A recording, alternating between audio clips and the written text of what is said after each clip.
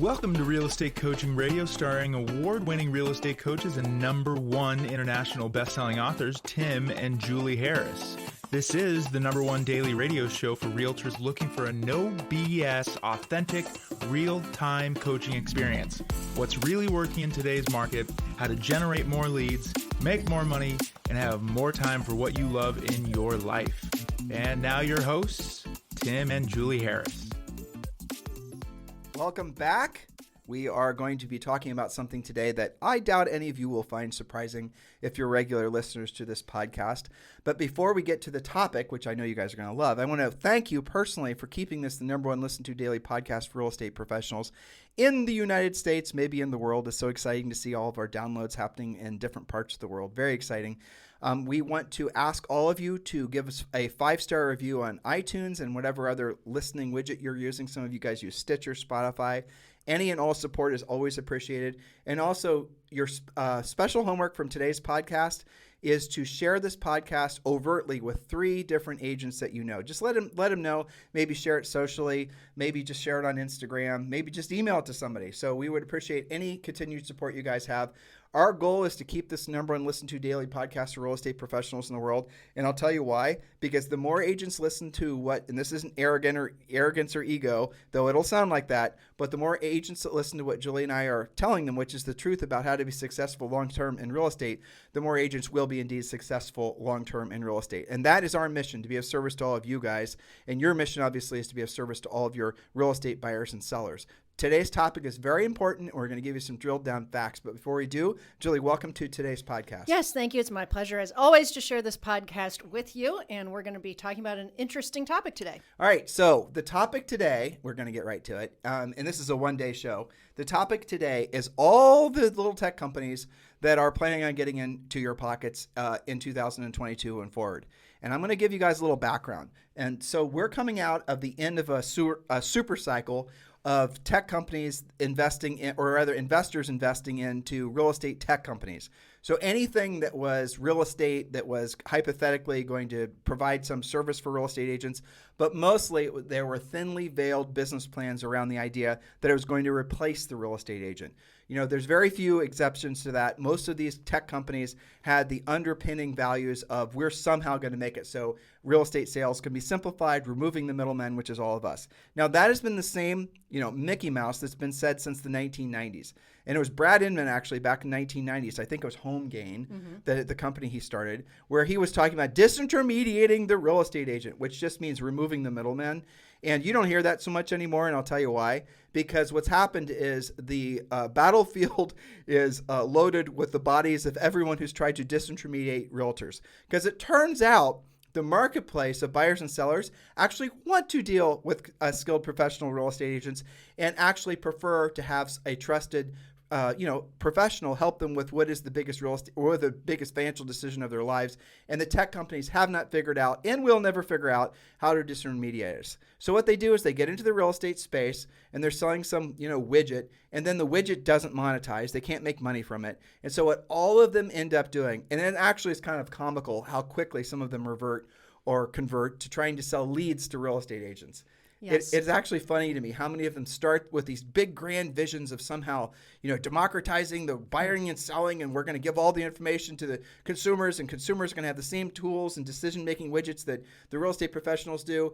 Boom, butter, boom, raise a bunch of money, doesn't work, nobody cares, and then they end up selling leads to agents. That is the trend, isn't it? And I do remember back in the 90s, the whole big disintermediation talk and how people were freaking out about that then.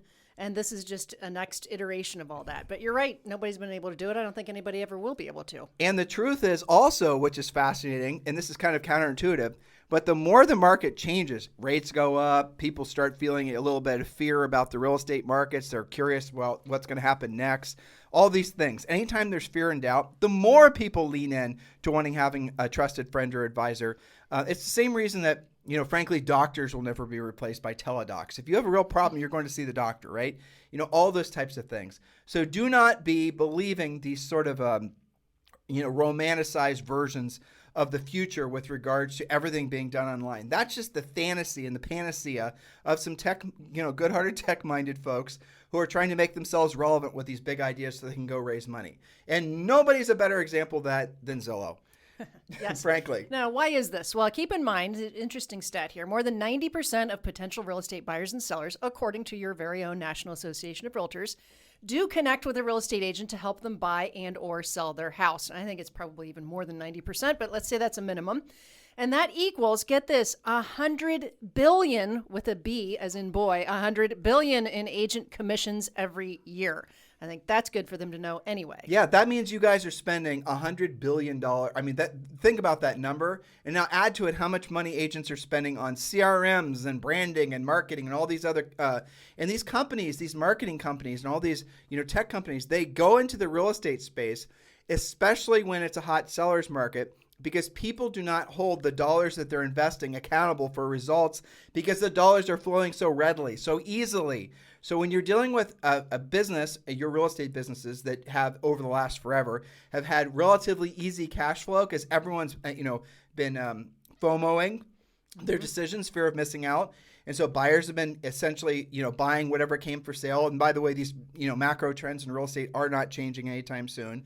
But you're seeing all these, essentially consumers of all this real estate stuff, that would be agents and brokerages and whatever, that never actually have stopped to say, you know what, does geofarming actually work?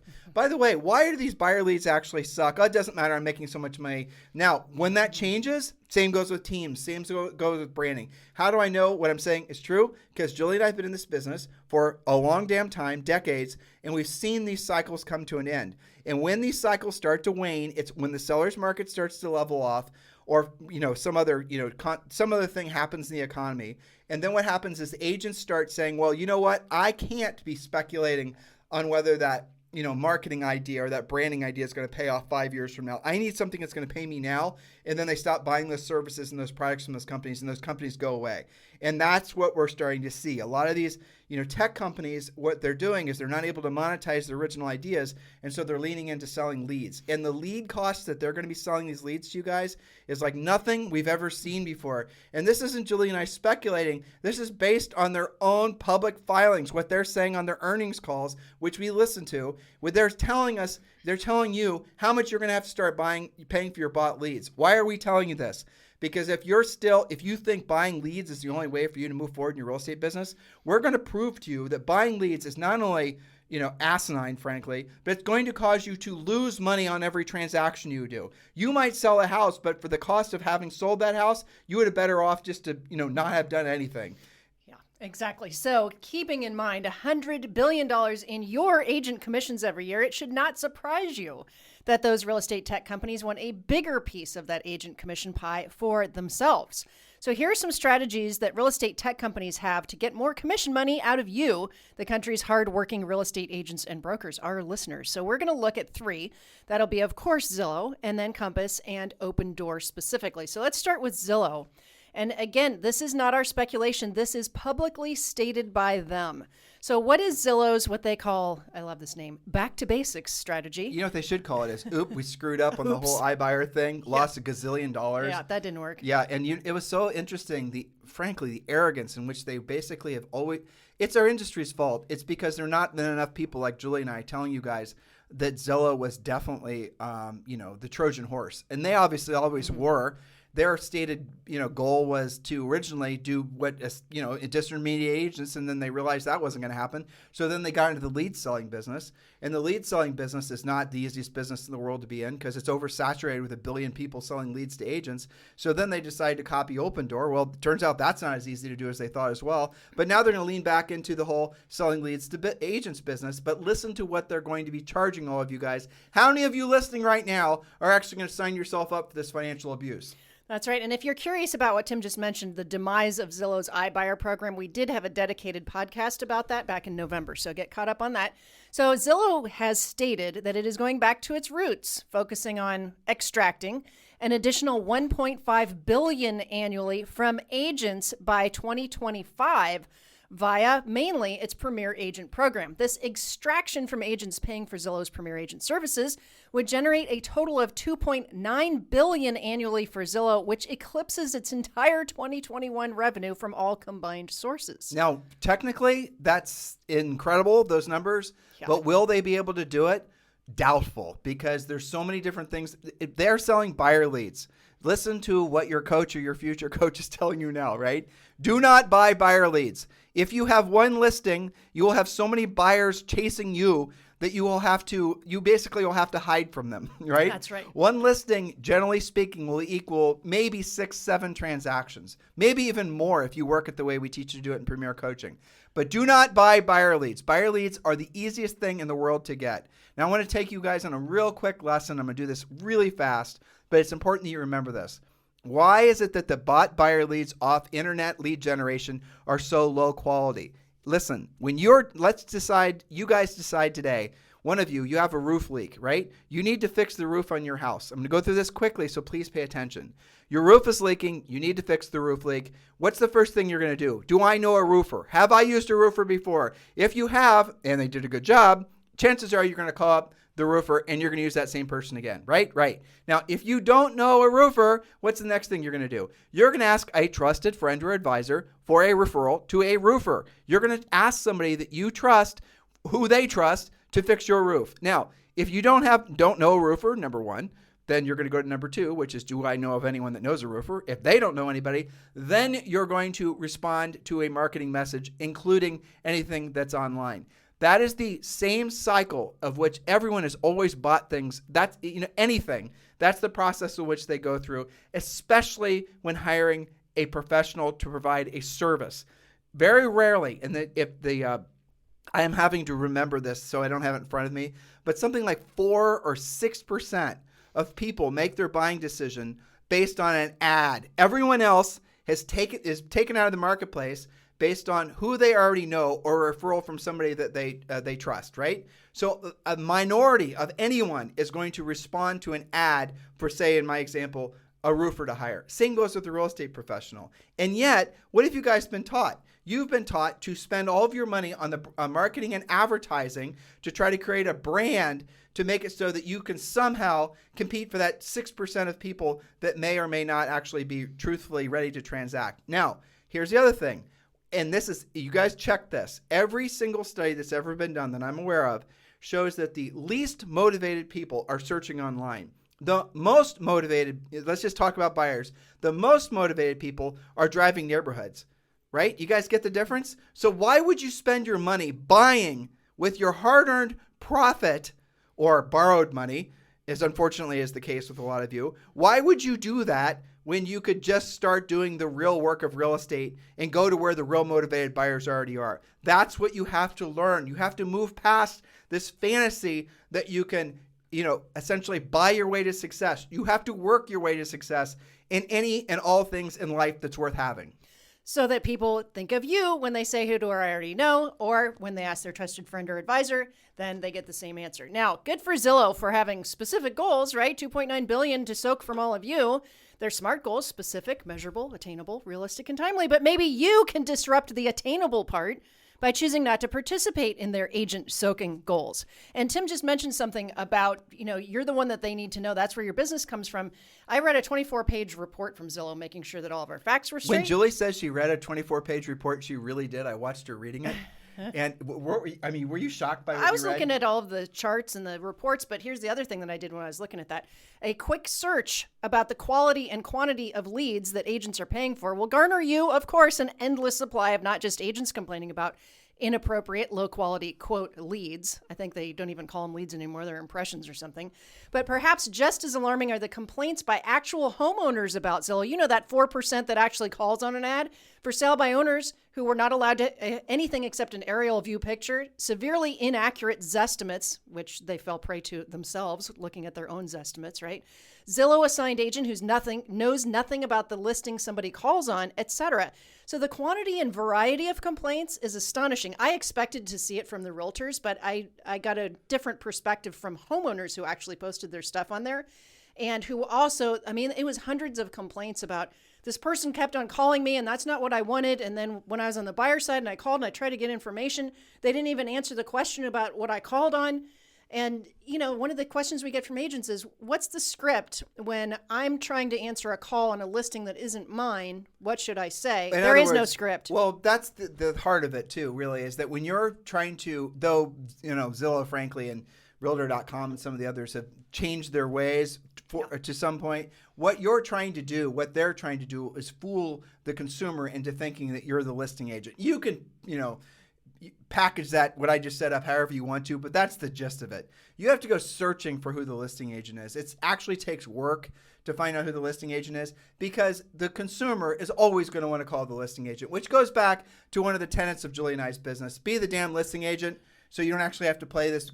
You don't actually have to play this game. And also, I want you guys to remember this too, because it's so important.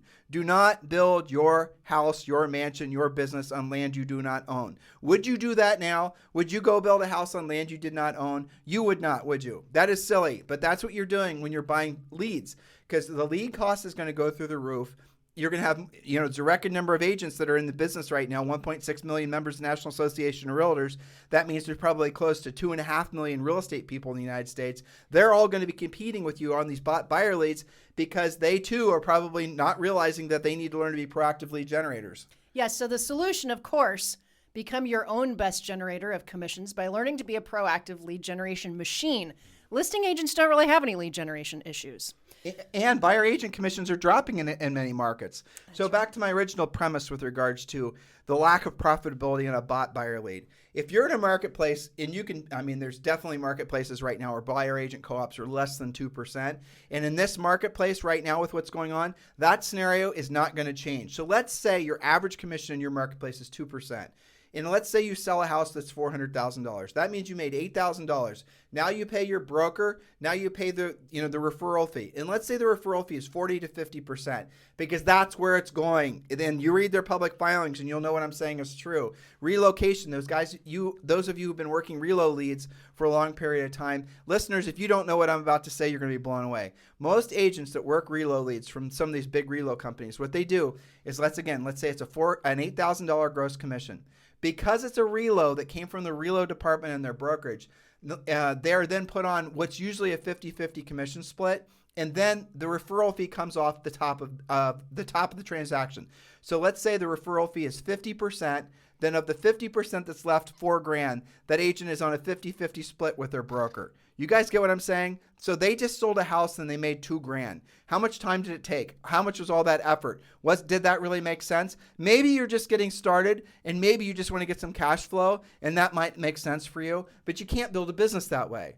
And here's another thing that Julie just touched on. I don't know if you guys picked it up. Just because the buyer lead that you're buying from whatever company it is, what makes you think that buyer lead is only going to be matched to you? That buyer lead is also being sold to other agents, not just within these big portals that are selling to multiple agents. But let's imagine this. Is that buyer lead going to Zillow and filling out a form? Yes. Are they going to Realtor.com and filling out a form? Yes. Are they going to make a bunch of these other landing pages where there's form trying to lead capture buyer leads? Yes. So that means every one of these companies are selling that same buyer lead off to a bunch of different agents. That's the reason none of this stuff works. That's called oversaturation. And meanwhile, that buyer lead that you thought was a lead probably isn't even qualified anyway, because there's no filter to tell you that they were. It doesn't stop with real estate brokerages. This is the next thing that's going to be happening. It doesn't stop with just the portals. It also is some of these big real estate companies are also going to be getting in your pocket. Most notably, and this one I was really not surprised by, but actually surprised and shocked, if I'm using the real words, that they were this honest. Compass. Yes, very transparent here. So Compass, the brokerage, as reported by Mike Delpreet, he's a well-regarded real estate strategist and advisor on real estate tech. He said that Compass, quote, in its own words, wants and intends to improve its own company's economics with agents kicking in or giving Compass more than 1% a year of their commission earnings. Delpreet said, if you're a Compass agent, the company's plan for profitability hinges on reducing your commission split over time. Sorry, this was his comment. Compass's medium-term goal of a 2.5% commission split on its 2021 revenues would total for Compass an additional $160 million annually. That's for them, not for you. Wouldn't it make more sense to work at a brokerage who looks at ways to increase your profitability versus taking more and more from you? What if you're a Compass agent and you're buying leads from Zillow? No doubt. Right? Isn't that shocking though? Oh my gosh. But I honestly feel sorry for all the agents that are getting their licenses right now or have been in the business forever and have only been buying leads that don't know any better. Yeah. You're seeing really, there's so much revenue destruction. Just so many things that are attacking your ability to earn money. It's not the market, guys. The market's the market, right? Who cares? Prices go up, prices go down, interest rates go up, interest rates go down, buyer's market, seller's market. You can survive that. What you can't survive is decreasing revenue and decreasing net profit. And if you make a decision to align with a brokerage who's overtly saying they're going to be paying you less, and at the same time you're buying your leads, how are you going to stay in business? You can't. It won't make sense. That's right. So moving on to Opendoor. Opendoor is an iBuyer company who makes all-cash offers on houses and offers flexible closing timelines. Sellers call Opendoor to find out what they could get immediately for their home and to potentially sell faster with less hassle, not usually for more money. If you're an Exp agent, you can offer the same using your Express Offers program available to 100% of Exp agents. But according to Opendoor's Q4 2021 earning report, the company sold about 20,000 houses in 2021. As this largest iBuyer company uses its scaling efforts to push buyer agent commissions down, Opendoor would obviously generate more revenue for itself. Why? Because a savings of about 3/4 of a point in buyer commissions would result in about $53 million year over year for Opendoor. So just another example of eroding your commissions. Now, Zillow, Compass, and Opendoor see your profitability as a potential honey hole for them to dip into. With every transaction being more and more competitive and the already downward slide of buyer agent commissions, isn't it time for you to become serious about your listing skills? That's the only hedge you guys have against all of this, honestly. That's the only thing you can, that's where you can have control of your commissions. You can have control of your market by making your own market. It's interesting. I'm not remembering the name. The podcast you and I listen to occasionally, and it's those two real estate weirdos. I know, I can't remember They're the more title of it, weirdo though. than us. Yeah. I don't remember it either. But it's a great pod. And they were talking about these actual numbers from Opendoor on their recent podcast. And I loved how the guy was saying, just completely point blank, if you look at Opendoor's public filings and you look at to see what their biggest expense is on all their transactions, aside from purchasing the house to flip, it's not the carpet, the paint, it's the buyer agent commission. And they know it. And they know it. And they're going to go after it. Now, here's how this affects you. Tim, I could give a rat's ass about Opendoor. I get it, but here's the problem. Opendoor, and this Zillow was doing this as well, was testing to see how low they could go. That's right. Again, not speculative by us. Both of their public filings state this explicitly. They kind of bragged about it after the fact. And weren't they testing in Arizona and Florida or something? Atlanta too. Yeah, that's what it was. It was Arizona and Atlanta. So what they were doing, and this was not last year, but the year before, I think. So they were seeing how low they could push buyer agent commissions before it actually had an adverse effect in the sellability of the property. And if I remember correctly, Julie, wasn't it like 1.8%? Yeah, get down to 1 3/4, something like that. So buyer agent commissions, obviously, guys, are going to be the red flag line item on all these companies' statements, all the profit and losses to go after. And it's Opendoor, but Julie mentioned also the Exp Express Offers thing. I'll tell you, when Exp started doing this, I just thought it was phenomenal. Because what you do as an Exp agent, if you want to use Express Offers, is you can actually take a house for sale that you've got listed or not. You could find another property that's listed in the MLS by another agent. Yes. And you could present that property to the Express Offers investors. And if they purchase that house, they're going to pay you the buyer agent commission. Yes. Now, when that property comes back for sale, you get the listing. It's brilliant. It's absolutely brilliant, because look at it this way. And I don't think that the listing, if it's not yours, I don't think it even has to be an Exp agent. I think it can be anything, in the MLS. Right? Yeah. So let's say you're out showing something and your buyer doesn't want it, but you figure it's a pretty good house. This should be, let's see if an investor wants to buy it. You have this investor group behind you at all times. You just have to find something, get them, they're going to buy it, and then you get that listing. It's like the best prospecting ever, and you make the commissions. Now, let's say you're in Arizona or you're one of these other markets where Opendoor is trying to get more market share, and you are going to have to, prepare for the seller. And there will be, it's not a lot, truthfully, it's probably less than 20% of all sellers that are going to be willing to take less for the house than the market price, because they just don't want the hassle of selling the house. When we sold real estate, we ran across people that would say, Tim and Julie, I know I could sell the house for X more if I retailed it, but I don't have the time or the inclination, or I don't want to clean the house. I just want to sell it. And some of those properties Julie and I bought as rental properties. That's what these guys are doing. There'll always be a percent of people in the marketplace that are willing to pay a convenience fee of a reduced amount of net profit from the sale to get rid of the house quickly. So you have to be prepared for that because you're going to be going on listing appointments, especially when you guys join our Premier Coaching Program. You're going to be generating your own leads. You're going to be going on listing appointments. And if you're competing against a seller that says, you know what, I think you're the greatest thing ever, and I know you could sell my house for, say, $40,000 more, but this particular situation dictates that I sell this house really fast, and Opendoor offered me this, and you're going to be like, you got nothing else. Now, if you're with EXP, and you're an Express Offers certified agent, you can actually go and talk to that seller and you can say, Mr. Seller, we have option A and option B. Option A, we put the house for sale. This is what your net proceeds should be.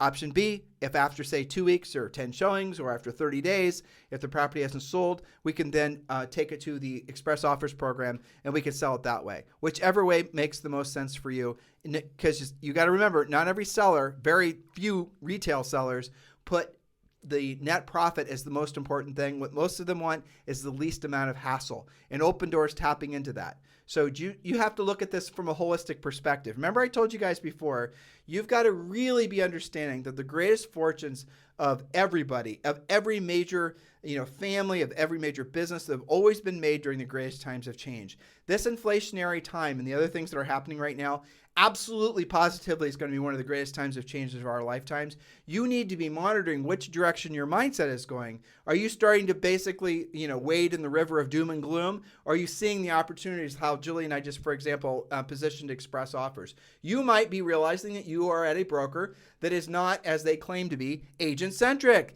You might be realizing you're at a brokerage that is going to just see you as the cattle on the way to the slaughterhouse. And you need to then decide whether that's the path you want to be on, especially during these, inevitable economic change times that we're going through now with rising interest rates, with, more inflation, with the different things that are happening geopolitically. Are you where you want to be as far as a brokerage that's going to actually help you to become more successful? Or are you just thinking about emotionally that you need to hide out underneath the staircase and wait for the storm clouds to pass?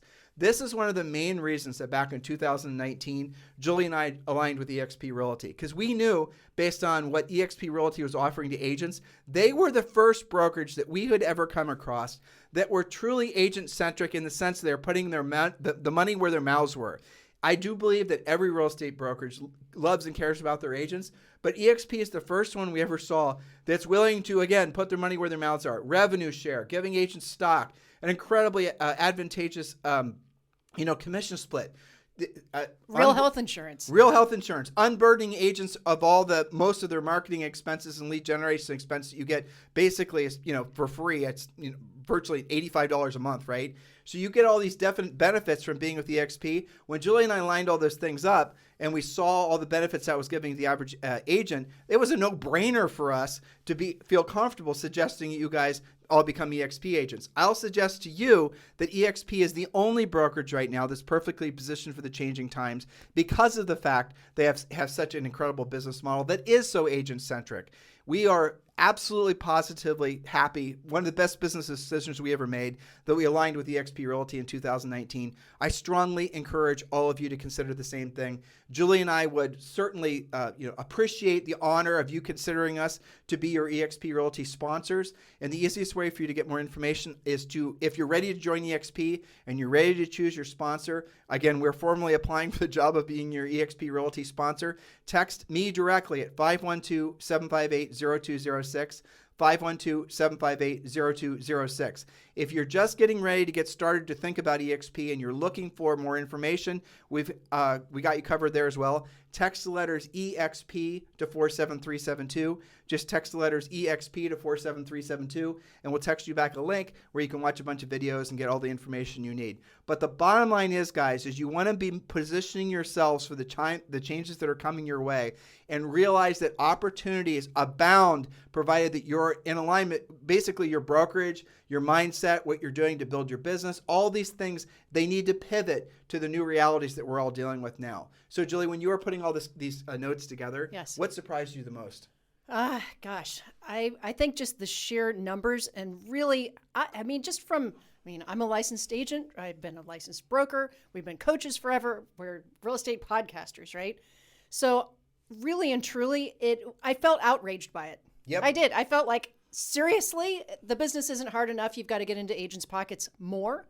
And that's something that you're telling your shareholders that this is part of your business plan. But who are you outraged by? Were you outraged by the companies that are basically trying to fleece agents, or were you outraged by the people that are being paid by these companies and who are the trusted friends and advisors to real estate agents? For sure. So you're outraged by the people, the brokers and the other people that are telling their agent followers to use these companies. That's okay, because Right. it's not okay. Right. That's what I'm outraged. I'm outraged by all the fake gurus and fake coaches who are essentially in the pockets of these companies, who are being paid to essentially be enthusiasts of these and there's dozens of that are like this, and they're just doing it for their own self-interest. They're not doing it for your best interest. And this is something you guys have got to get really careful and clear about really quick. Otherwise, you're frankly things are going to get harder for you by a hell of a lot, not easier. During times of change like this, new winners are chosen. New winners are, essentially they rise to the top because they're the ones that move the quickest and do what the market wants. They listen to what the market wants. They listen to what, buyers and sellers, the new demands that they have. The marketing and branding and the buying lead wave fad is starting to wane because people are waking up to the fact of what it really is. I strongly encourage all of you to be very introspective about where you want to be in 6 months, 12 months, 5 years. And by the way, we did a great series last week based on all your feedback. It was a great series on your 5-year plan as a real estate agent. Listen to that if you've not listened to it. It's not just for new agents, it's for every agent out there. Anything else you'd like to say as we sign off for today, Julie? I hope so. This was one of those podcasts where, we always say we're here to educate you, motivate you, and get you into action. We did a lot of education. We're letting you know exactly what their plans are for you. Now you've got to be motivated to take the right action and make the right decisions. So I turn it back to them. Yes, absolutely. So the first move all of you should consider is joining Julie and I at Exp Realty. So please text me directly if you're ready to join. You're looking for a sponsor, 512-758-0206. You guys have a fantastic day. We'll talk with you on the show tomorrow.